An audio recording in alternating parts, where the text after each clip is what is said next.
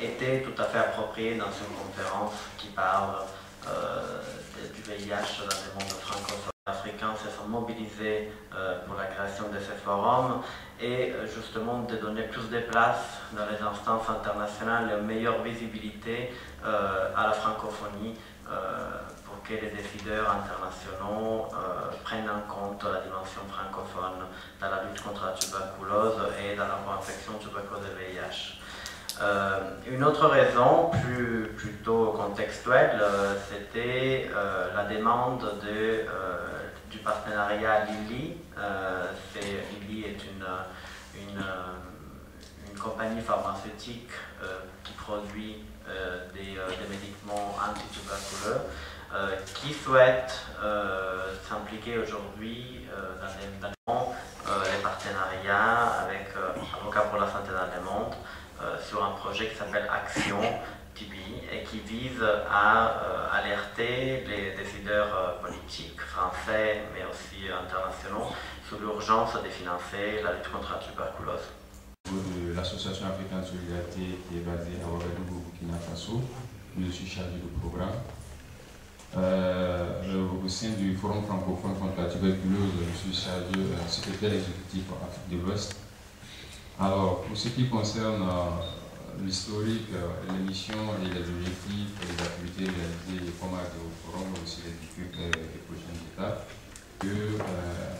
sur l'invitation du Traitement Action Group, on appelle communément TAG,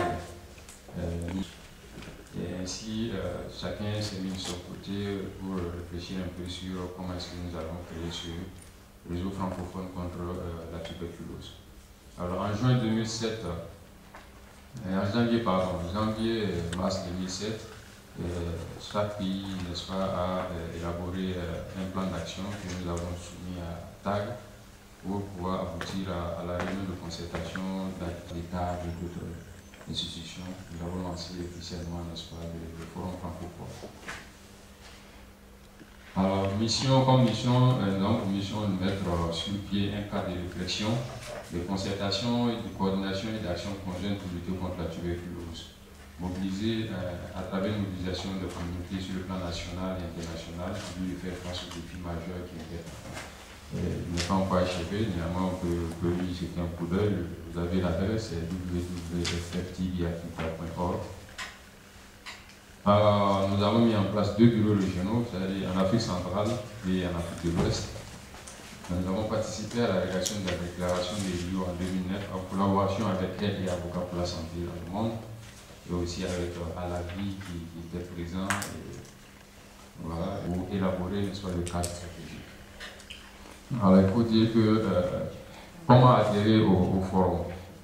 Alors pour adhérer au forum c'est très simple, il faut être une structure qui s'intéresse à la problématique de la tuberculose, de la co-infection TB-VIH, et adhérer au principe de la charte et adresser une demande d'adhésion avec puisque nous avons un formulaire au secrétariat à l'adresse suivante. BP aide dans l'aspect communautaire international le RAM, le PAMAC et le Programme national contre la tuberculose du Burkina Faso. On avait une quinzaine de participants venant de 5 pays et l'atelier a pris 4 jours de la mobilisation communautaire autour de la tuberculose. Pourquoi? Parce que le constat a été fait du faible engagement ou d'implication des communautés dans la lutte contre la tuberculose dans les régions francophones. Parce qu'on trouve une forte mobilisation de ces communautés francophones dans la lutte contre le VIH/SIDA, mais il y a une faible mobilisation de ces mêmes communautés sur les questions liées à la tuberculose qui pourtant est guérissable. Et sachant que la première cause de mortalité des personnes séropositives, c'est la tuberculose, ou l'incidence qu'a la tuberculose sur la vie des personnes séropositives, on a jugé utile de mettre un axe fort sur la mobilisation communautaire autour de la tuberculose afin de susciter un plus grand engagement de communautés dans les pays francophones sur les questions de la tuberculose d'ici 2015. Comme objectif spécifique, c'est de renforcer les capacités de ces acteurs communautaires de l'espace francophone, susciter l'intégration des activités de lutte contre la co-infection tuberculose VIH dans les structures associatives. C'est quoi concrètement? Dans la multitude de associations de lutte contre le VIH/SIDA, bien que beaucoup d'entre nous savons que la tuberculose c'est le premier cœur que nous guette, on a peu d'activités liées ou bien en direction de la tuberculose. On laisse toujours la tuberculose au niveau du clinique, au niveau de l'hôpital, mais on ne l'amène pas dans la communauté pour trouver nous-mêmes des solutions, bien proposer des solutions pour mieux lutter contre la tuberculose. L'autre objectif, c'est aussi de développer une stratégie de mobilisation communautaire adaptée aux communautés de chaque pays membre, parce que bien qu'on vient de présence du français dans les documents de lutte contre la tuberculose, notamment l'OMS, il y a 10 documents importants, de stratégies importantes de lutte contre la tuberculose. On a peut-être des informations utiles sur la tuberculose en français, mais aussi de promouvoir à travers ces documents-là l'introduction de la tuberculose comme problématique de santé publique majeure dans les instances francophones tout court de politique. Nous pensons ici par exemple à la francophonie, avec comme objectif général de développer le plaidoyer pour la lutte contre la tuberculose dans et avec les pays francophones. Comme objectif, c'est celui que nous comptons faciliter l'accès à l'information sur tous les documents de lutte contre la tuberculose, renforcer les compétences des acteurs. Tuberculose dans notre travail, 85% des cas de co-infection TB-VIH se retrouvent en Afrique. Les personnes vivant avec le VIH sont 50% plus exposées à la tuberculose plutôt qu'une personne séronégative, et qu'avec un traitement, les 95% des personnes pourraient être guéries de la tuberculose. Où on en est en termes de besoins, la thérapie, il y a peu de recherches sur la tuberculose, c'est une maladie qu'on met dans la catégorie des maladies oubliées. Membre du partenariat Lili sur la tuberculose multirésistante, surtout dans un travail de plaidoyer au niveau Union européenne.